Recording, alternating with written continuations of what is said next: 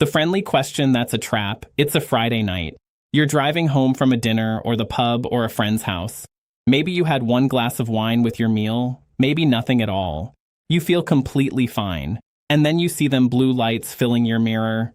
Your stomach tightens, but you tell yourself it's nothing. You'll be polite. You've done nothing wrong. You'll be home in 10 minutes. The officer walks up to your window, calm, friendly, almost apologetic. He leans in, has a little look at your face, and asks you what sounds like the most ordinary question in the world. Evening? Have you had anything to drink tonight? And right there in that friendly little question is a trap. A trap that has turned a perfectly innocent drive home into a night in a custody cell, a court date, a lost license, and for some people, a lost job. And they walked straight into it with a single honest answer because nobody ever told them what that question actually is. And I need you to understand exactly what is on the line in that moment, because most people drastically underestimate it. A drink driving conviction in this country is not a slap on the wrist. It is what a drink drive charge really costs you minimum 12-month driving ban gone for a year just like that. An unlimited fine, a criminal record that shows up on the checks employers run, and for a lot of people, the quiet end of a career that needs a clean license or a clean record to survive. Your car insurance, when you finally get your license back, can double or triple for years. And failing to provide a specimen, refusing the test, carries its own ban and its own record on top. This is not a parking ticket. This is the kind of night that reorganizes a person's whole life, which is precisely why the few seconds at that window matter so much, and why the wrong instinct in those seconds is so expensive. Because here is the truth that almost nobody explains. That question is not small talk. It is the why. That question is evidence, very first line of evidence in a drink driving case written down before you have so much as stepped out of the car. The officer is friendly because friendly works. Friendly gets people talking, and what you say in the next few seconds can hand him the one thing he cannot get any other way. Your own words admitting you have been drinking. So tonight I'm going to give you one sentence, one calm, polite sentence that protects you completely, and that this part matters keeps you fully on the right side of the law. And stay with me right to the end because there is a second moment that comes a minute after this one. And getting that second moment wrong is what actually gets people convicted.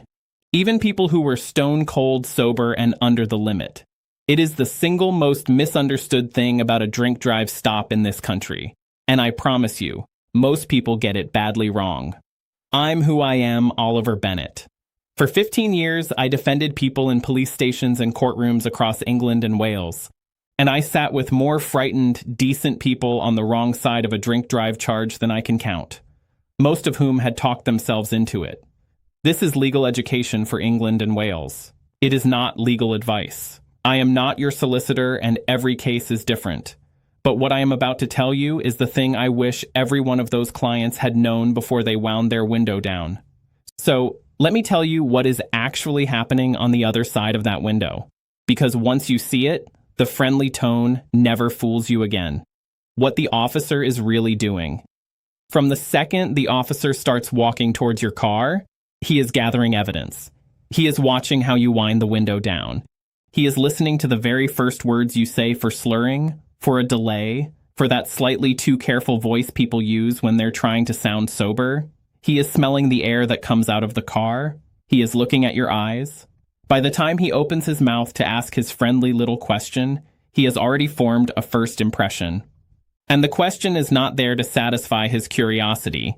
It is there to confirm what he already suspects. In your own words on the record. That is why it is asked so gently. Aggression makes people defensive and quiet.